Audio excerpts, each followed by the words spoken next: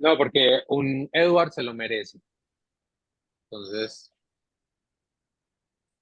ok, baby también. Bueno, empezamos.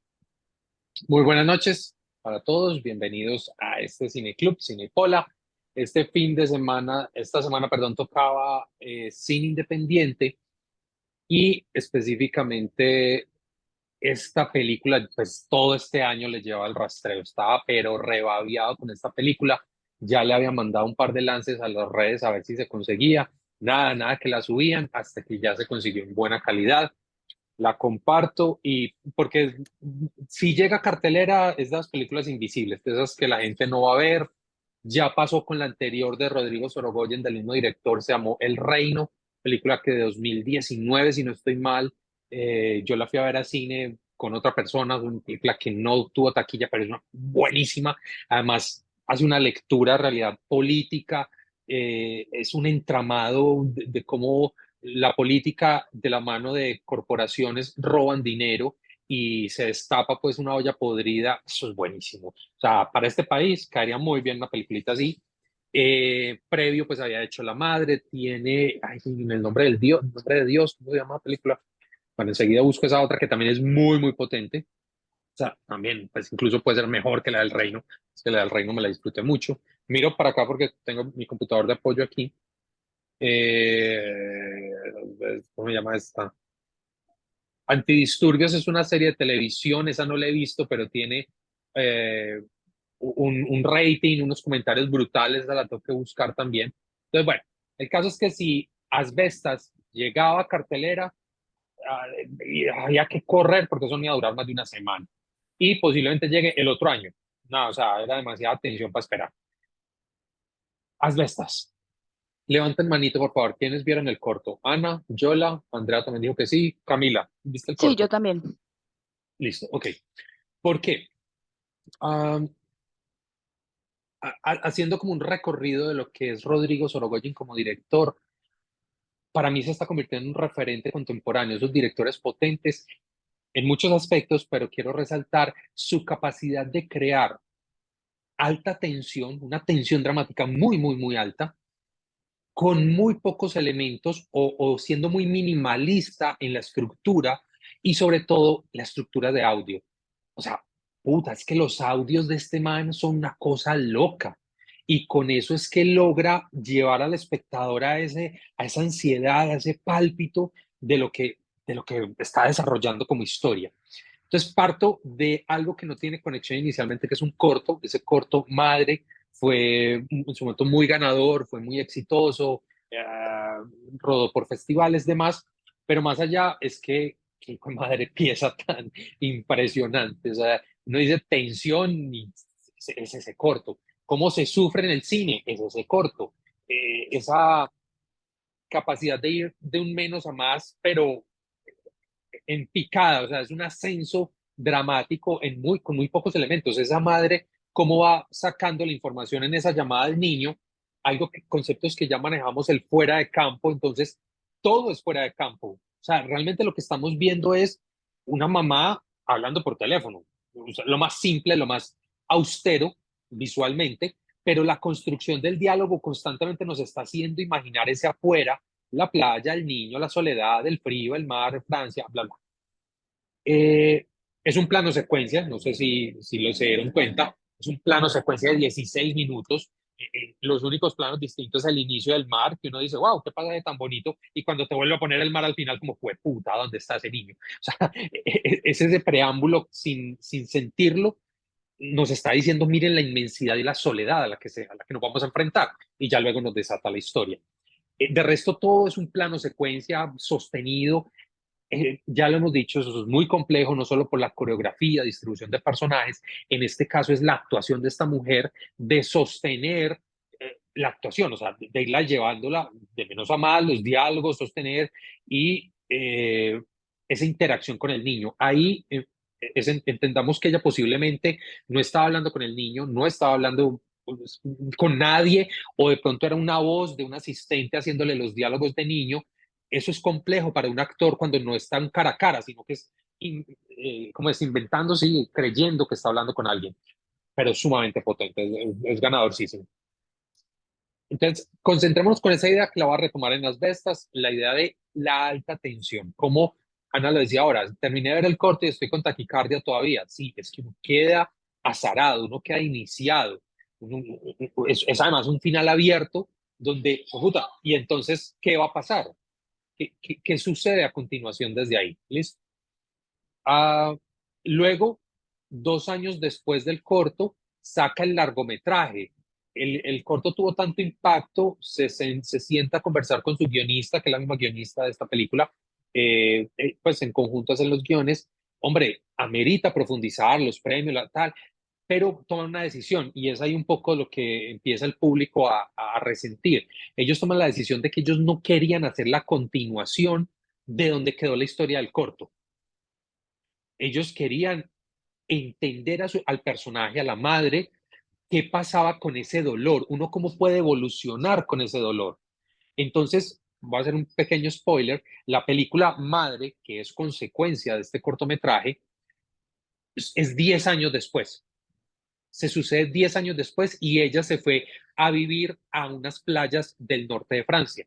Lo que suponemos es en la búsqueda eterna de ese niño y está viviendo allá. Entonces la película se distancia totalmente de este nivel de adrenalina, de tensión y nos cuenta una cosa mucho más pausada, mucho más íntima de esa madre, una relación, no voy a hacer más spoilers, una relación atravesada, o sea, rara, que plantea allí a partir de esta pérdida del hijo aparece el padre, eso me parece un dato, una conexión muy potente, yo no sé por qué el público no capta eso, de no justifica o no, sí, sí, yo tengo por ahí el link, creo que la vi online, sí, mal. No justifica el por qué abandona al niño, no se explica nada de ese momento de la playa, pero sí entendemos qué pedazo de padre hace lo que hizo, o sea, nos muestra ese contexto de lo que es el padre. Entonces, desde allí, digamos que es una conexión muy importante, quizás no es este nivel de tensión dramática y el final es arrevesado, es un final raro, vuelve y juega, final abierto además, wow, esta película, Asbestas, final abierto, El Reino, final abierto, o sea, el tipo se especializa, a pesar de tener una estructura dramática clásica, en finales abiertos. Eso me gusta, eso hace parte de su identidad, eso es tener sello propio como director, muy potente. Hablamos entonces ya del reino, la de Dios, y bueno, eh, ¿qué más será? Si esa es la pregunta. Si ya no hay niño, entonces ¿de qué va la película? Sí. Um, No, pues me refiero a, pues que dijiste que no hay como esa atención, como fue puta, o sea, el niño me perdió, o sea, sí, sí, ese ya llórelo. por eso empieza desde ahí, pues, porque es que sí, yo todavía estoy en la playa buscando ese niño. Entonces, Asbestas. Importante porque había el año anterior, 2022, había ganado premio en San Sebastián, no recuerdo si el del público, que pues ganar en San Sebastián, uno de los festivales tops en el mundo, y bueno, llamó la atención. Luego empezó a hacer recorrido por distintos festivales en España, gane premios, distintas categorías, película, director, actuaciones, guión, música, o sea, en todos los componentes estaba arrasando. Llega a Chicago, llega a Miami, o sea, rompe fronteras, los Platino, en fin, una película que rondó mucho. Y llega a los Goya de este año. Recordemos, los Goya son los Oscars de España, son los César, que son los de Francia, es nuestro Macondo. Los premios Goya son los de la Academia de España, el premio más importante en España, y arrasa. Se lleva, son 9, creo, se lleva un montón de premios en los Nueve, Goya. nueve. Son 9, ¿sí? O que se lleva película, director, mejor actor principal, mejor actor de reparto, un papelazo. Se lleva mejor guión, se lleva mejor música original, se lleva mejor fotografía, se lleva mejor montaje y se Todas las lleva artes, mejor sonido. así que No, todas las artes. arrasó en y tanto lo artístico, es decir, lo expresivo, los roles de allí y lo técnico. Entonces, claro, ya eso puso como en el mundo, los que seguimos este tipo de cosas, como no hay que ver la película, el desespero, necesitamos verla, necesitamos verla. Y pues Rodrigo Sorogoyen, es que el solo nombre ya le trae a uno esos referentes. Asbestas. Tiene un pequeño, bueno, como escuchamos, como pudimos ver en la película, se desarrolla en español, francés y en gallego. Y y en gallego hay unos modismos, unas frases coloquiales que se utilizaban mucho desde la época de Franco, incluso se dice que desde la Guerra Civil. Lo que pasa es que eso el subtitulaje se pierde un poco el contexto, pero digamos que está toda esa carga de esa ruralidad vieja generación, de ese pasado, esa mirada a lo foráneo, toda esa carga del pasado hace, es como que atraviesa los diferentes personajes, a breves contextos que tiene. Lo otro, pues esa leyenda inicial que es muy bella y pues hace parte como de ese mundo rudo, fuerte del campo, el dominar, ¿cómo se llama? El domesticar bestias, ¿sí? Traerlas y que frente a eso pues se construye todo un mundo de tradición, de hombría, y bueno, lo que vemos, y me adelanto un poco en esa idea, es que lo que empieza a hacer el director es trasegar la idea desde ese hombre macho o esa comunidad o ese líder a transformar a esa bestia y también esa parte oscura de la naturaleza humana. Entonces nos hace como esa transición desde el título y ese arranque, ese inicio de cómo doblegan ese caballo en cámara lenta, esos dos hombres doblando, eso es muy bonito. Esa música, esto tiene una composición musical por todos lados. Uno empieza a hacer comparaciones. Hasta donde recuerdo, por ejemplo, en El Reino y en la de Dios, casi no hay momentos de música en los momentos de tensión. En el corto de la madre no hay música, realmente es más el sonido del mar. Al final hay una pequeña ópera, una pequeña tonada de salida, en el plano de salida, antes del plano del mar. Aquí es todo lo contrario, aquí ya hay una exploración musical acompañando ciertas secuencias y que nos ayuda a subir mucho la tensión. No es la utilización de una música muleta, una música apoyo para, porque no está pasando nada en la imagen, entonces metamos música. No, aquí sí hay un complemento muy potente, pero bueno, estoy salteando mucho. Eh, entonces, en ese inicio súper potente, Ana decía, ahora es que no entiendo, no estoy entendiendo nada, ¿por qué? No le había puesto subtítulos.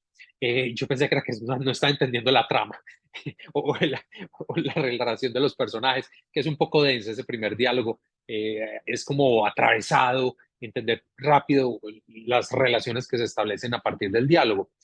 Ese ambiente oscuro, ese bar, uno no sabe si es como un grupo de malandros que están planeando algo, no, es un pueblo, está muy oscuro, es la noche, en fin. Y empieza a aparecer este señor Luis Sajera, el Shan, el actor secundario. No, no, no, no, señor, es un papelazo, ni ese bozarrón de ese tipo. Yo recuerdo que la primera vez que lo vi fue en 2010, una película que se llama 2011, de 2011 con Luis Tosar, Celda 211. ¿Qué dije? La película se llama Celda 211, la película es de 2010 y es 206, con Luis Tosar. ¿Cómo? Zelda 206. No, 211. Y con Luis Tosar. Él hace un pequeño papel secundario, es en la cárcel, y ese bozarrón gastado, de todo ronco, calzones, y un tipo ahí, bueno, a mí nada más por la voz me encantaba ese tipo. Luego lo vi otro par de películas, trabaja en El Reino, ya había trabajado con Sorogoyen un par de cosas, y aquí empieza, o sea, él mismo fue a identificarlo por la voz, y en ese diálogo, y esa pesadez, y como esa rabia, esa carga emocional que tenía constante en su diálogo, bueno, presentación de personajes. Y luego sale el principal, Denis Menochet. Eh, ¿Alguien lo ubicó? ¿De dónde? No. Él es el que aparece en la escena inicial de Inglorious Bastards, la de Tarantino. Es el campesino que Schultz, el personaje del militar, lo intimida para que pues entregue la familia. Y que es ese miedo, es como ese campesino atemorizado porque sabe que está mintiéndole al militar, al nazi, que es un papelazo, esa secuencia sumamente tensionante, es ese man. Entonces, incluso por ahí leía que Sorogoyen lo escogió por ese papel. Y no, hombre, pues hay muchos otros méritos, desde el hablar español, en fin. Pero claro, ese referente le da a uno pistas, ese campesino atemorizado. En este caso, por el contexto de la película, sabemos que no es campesino, que él es de ciudad, que él es preparado, que es formado, pero tomó una decisión de vida de ser hippie, pues de comer hierbas, pues y vivir del campo. Eh, pero qué actuación. Entonces, lo vemos, ahí se plantea ya que hay una distancia, una una pugna entre los habitantes de este pueblo y este señor francés, y ya nos empiezan a contar. Y uno, a medida que va desarrollando, o sea, cuando terminé la película, ¿esta película qué es? Ah, es una pelea de vecinos. Pues si uno le dice a alguien eso, no, pues qué película tan huevona, pues tan aburridor, una película de vecinos, pero es una película de una pelea de vecinos. Es esa sencillez. Partimos desde ahí. Lo que nos empiezan a mostrar es contextos, estilos de vida, pensamientos de vida, un montón de cosas que rodean los personajes y los van distanciando o vamos entendiendo la distancia que hay, la pugna que hay entre ellos y que los personajes secundarios o que empiezan a permear, la hija, la esposa, el hermano bobo, el tendero, qué sé yo, la mamá de estos dos, esos personajes aleatorios secundarios solo nos van pintando el panorama de esos dos ejes centrales, ellos dos. Mientras tanto, lo que hace es regodearse fotográficamente con los espacios dentro de la historia. Los colores, las cámaras, los oscuros, interiores, exteriores, la cantidad de elementos, cómo nos lleva y nos trae, y ese es ese pálpito, ¿sí? Entrar y salir de los espacios, oscuridad y luz, ese pálpito que va generando una cadencia emocional con el espectador. Y poco a poco más tensión, y poco a poco cómo se va poniendo turbia la relación y estos son capaces de algo más. Estos son capaces de hacer una cagada mayor. Entonces, miren, ya sabemos lo que hace un guión.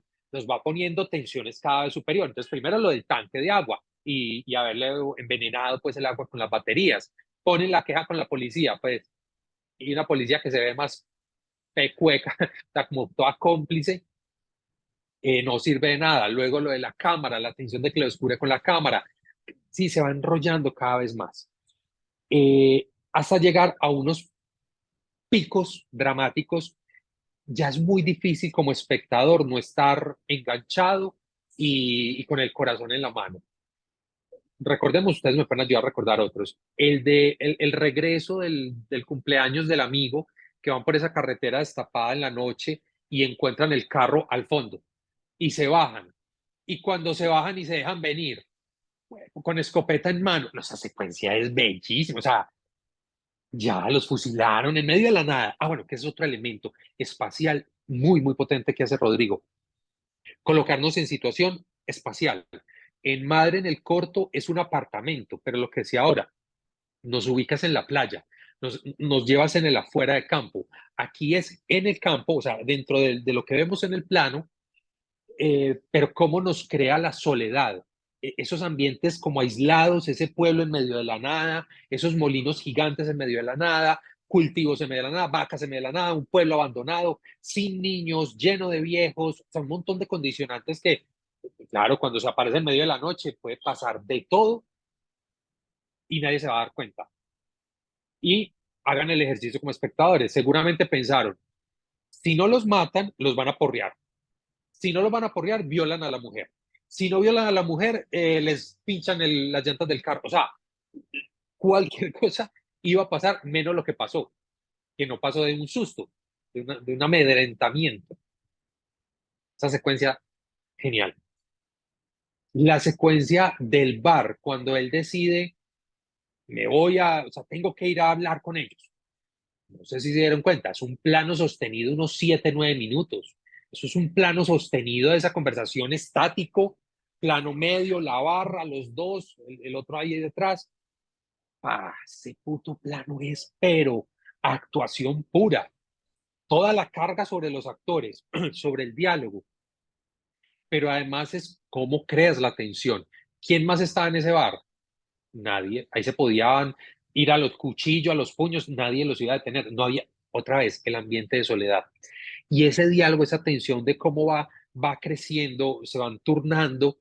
En un momento pareciera que este hombre, el francés, se va a destapar en furia, pero en el fondo era muy miedoso.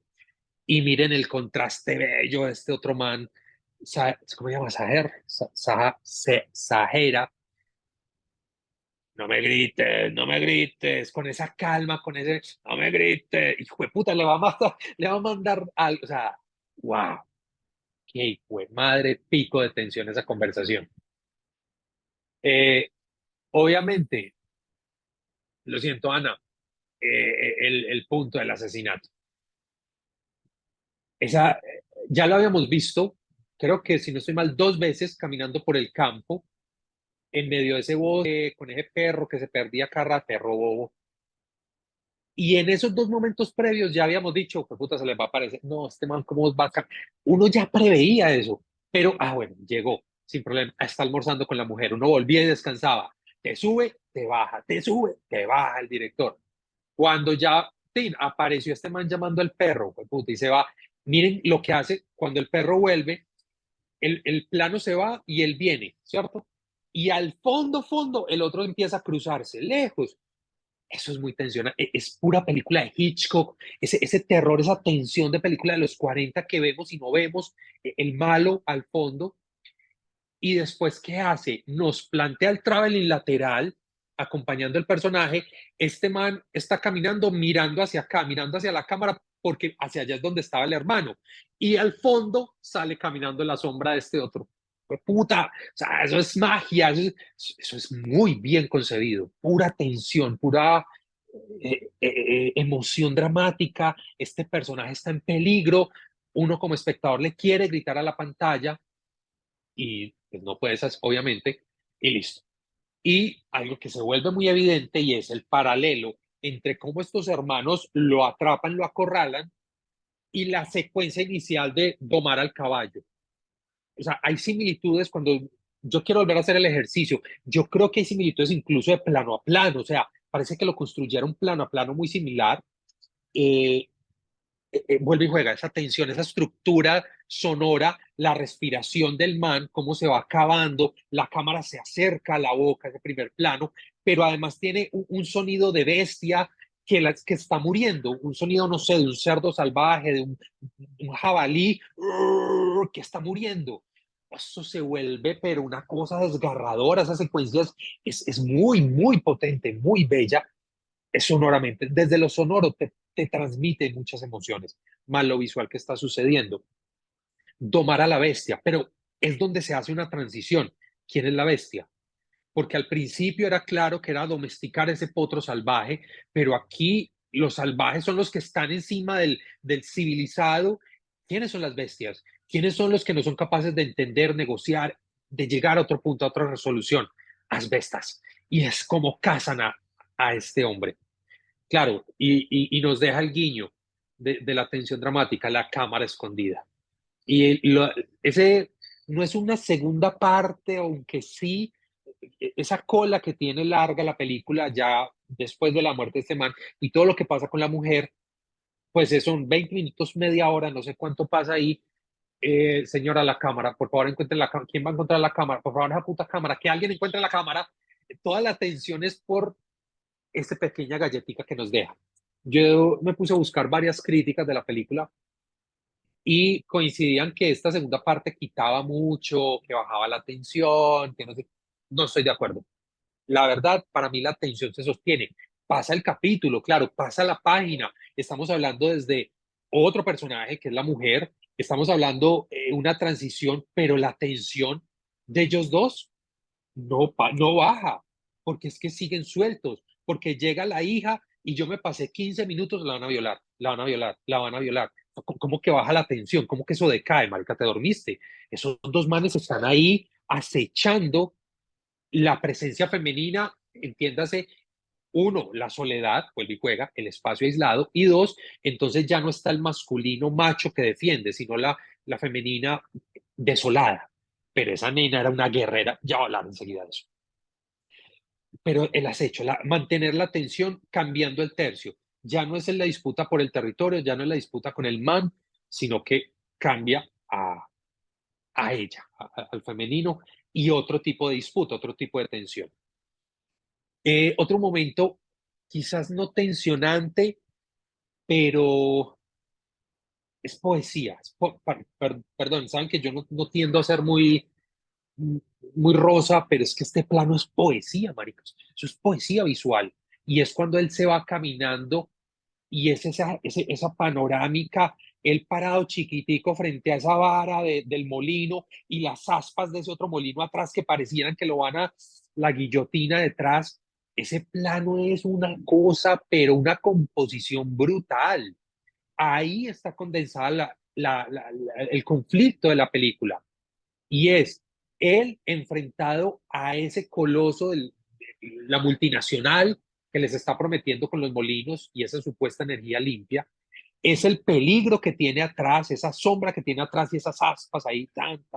El chiquitico en ese plano contemplando lo grande, el campo, la ruralidad. Es una composición bellísima. El plano vale la película, todo vale. Fotografía, impresionante. Eh, el, el, Me encantó, bueno, en esa parte final, ¿qué pasa? Como uno estaba con el picado de encuentre la cámara, ¿y qué nos mostraba Rodrigo Sorogoyen? La nena buscando, haciendo el trazado por cuadrantes de dónde ha ido caminando.